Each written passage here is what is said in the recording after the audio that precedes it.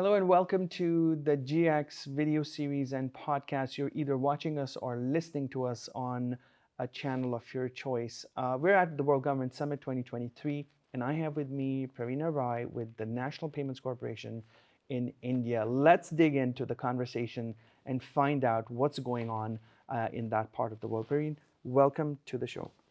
Hi. Hi. So you're from the payments world. You're working with private sector, government entities. You're trying to create new solutions with technology in a country with over 1.5 billion people. That's a big, big, big number. Help us understand a typical day for you and some of your problems with dealing with such a magnanimous, mission. Yeah.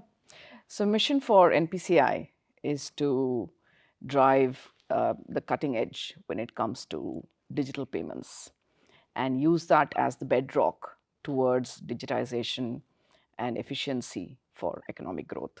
Yeah. Now, a day in that life is a very interesting one, right? Never a dull moment. Yeah.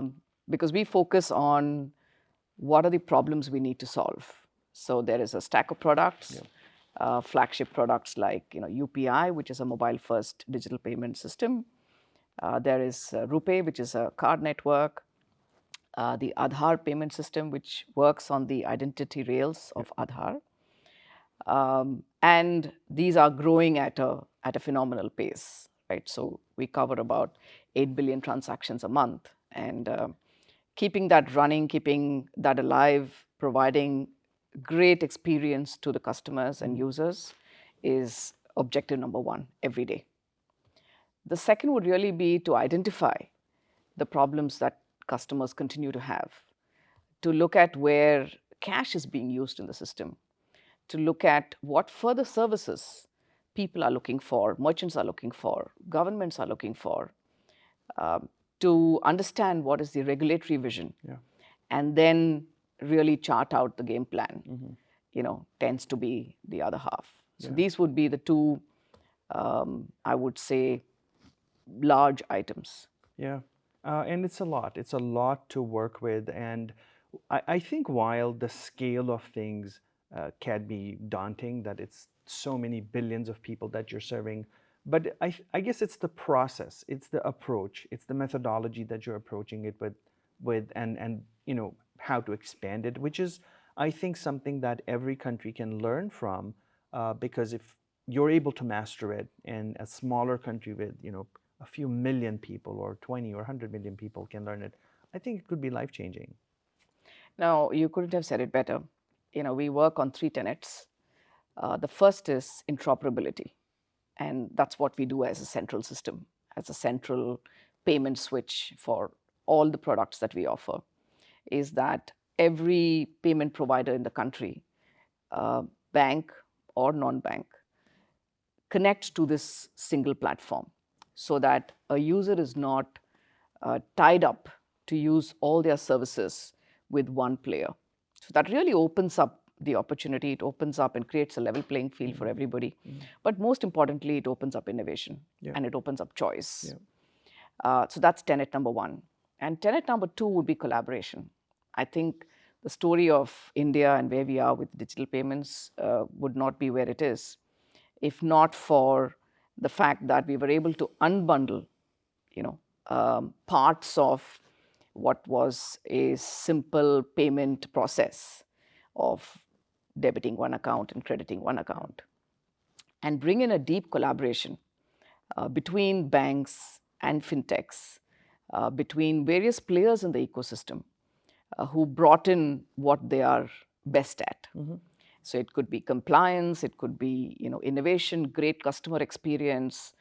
All of these came together for the magic to really work. Yeah, and it hasn't been overnight. It hasn't been an overnight No, not at success, all. right? I think we have to tell our viewers and listeners Yeah. that it's taken, I think, a good part of the last decade for this to slowly happen. What about the future? Where are the next? I wouldn't go to a longer horizon. I'd just talk about maybe 10 years, because given the changes that are happening in India and the scale and the speed at which they happen. I think 10 years is such a great time. First of all, we see the emergence of different types of monetary systems emerge in the world, right? And they're putting pressure on fiat currencies. They're putting pressure on economies, on creative work, on people's employment. Like many things are happening in the world. That's one side of the thing. There's also trade that's expanding. There's also cross-border collaboration that's happening. Uh, Without going into the C word, which is cryptocurrencies. I don't want to talk about cryptocurrencies at all, but India is also looking into understanding the landscape, right? Where are the next 10 years headed? Are we thinking CBDCs? Are we thinking standardization in other ways? Just wanted to learn from you, where are we headed? Yeah. So NPCI is like a 12-year-old organization, right? So the next 10 years is eternity. Yeah. And I think we've got to look at it with a very agile and open mind. So while there is a thought for what the next 5 years could be like, I think it's really about taking it every year at a time. Being open to redoing the technology, looking at the tech stack, because I think that's really critical to whatever is delivered.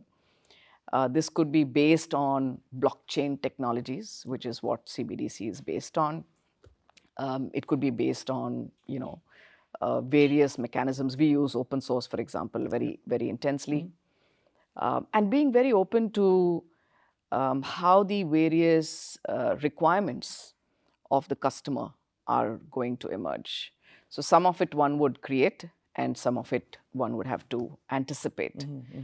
Bringing in service layers to address all of these requirements. So for example, while UPI has been really popular as a digital payment system, we now have credit on UPI for the first time.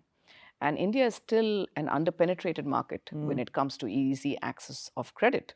Yeah. So RuPay credit cards will get linked on UPI, and we believe that is going to be a big game changer in penetration of credit. Yeah. There is the interlink between bill presentment. We have a product called BBPS, billing presentment system, along with payments and the integration thereof. And most importantly, the go international Yeah. for us. So which is Yeah. really to say, look, we have a good success model running. It's been phenomenal in the way it's worked for India. At the protocol level, at the tech level, the product suite, the entire rules, guidelines, and sort of the way the ecosystem has worked. Yeah. How can we do a lift and shift, fine tune it for other markets, Right. that would Right. need it, that Yeah. will benefit from it, and really look at that as a go international. So I think these are some of the things in play. course. Short window, not the 10-year Sure. window for sure. Sure. And I think we'll let this evolve.